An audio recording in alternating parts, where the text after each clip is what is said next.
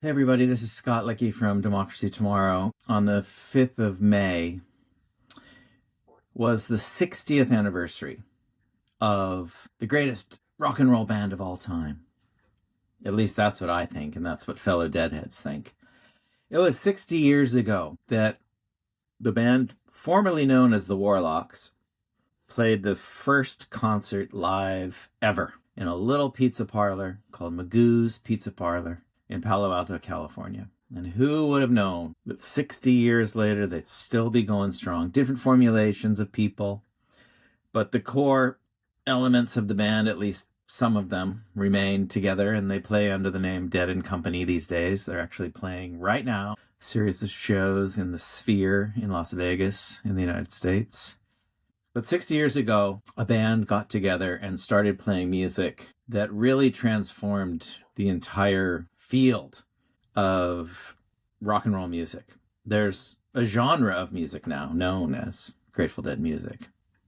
30 years ago, this August will be the 30th year since the death of one of the leaders of that band, the Grateful Dead, in that formulation, which played from 1965 to 1995, Jerry Garcia, one of the great guitarists of all time. There are so many unique things about the Grateful Dead to mention, but one of the most remarkable is that in the more than 2,000 and I think it was 2,800 shows that they played from 65 to 95 live, not a single one of those shows was the same as any other previous show. Every single show had different songs and different combinations of songs, and they never repeated the same show twice. And that remains true to this day. All the subsequent formulations of the original Grateful Dead, now they're called Dead and Company. They were called Further for a while. They were called the Other Ones for a while. There were various other formulations of Grateful Dead members and Grateful Dead music, and now there are offshoots all around.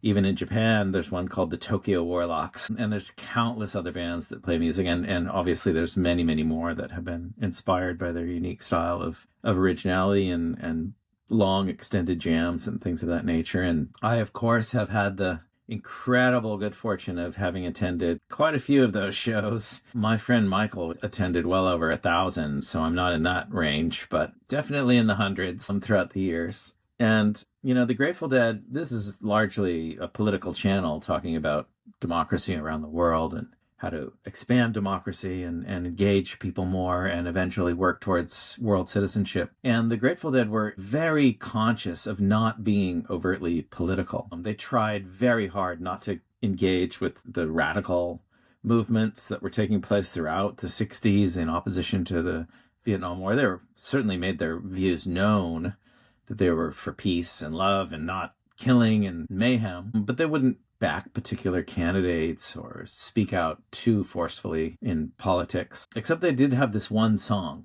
that was really about the fragility of Earth and the importance of protecting the natural environment.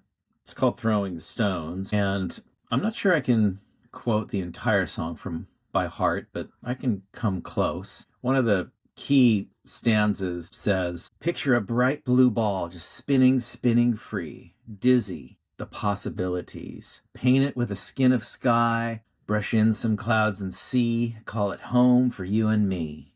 A peaceful place, or so it looks from space. A closer look reveals the human race, full of hope, full of grace, is the human race, but afraid we may lay our home to waste." And on it goes. So, in honor of their 60 years of playing together, let me urge all of you who have never heard of the Grateful Dead before, perhaps are even turned off by the name. The name originally comes from Egyptian mythology, by the way.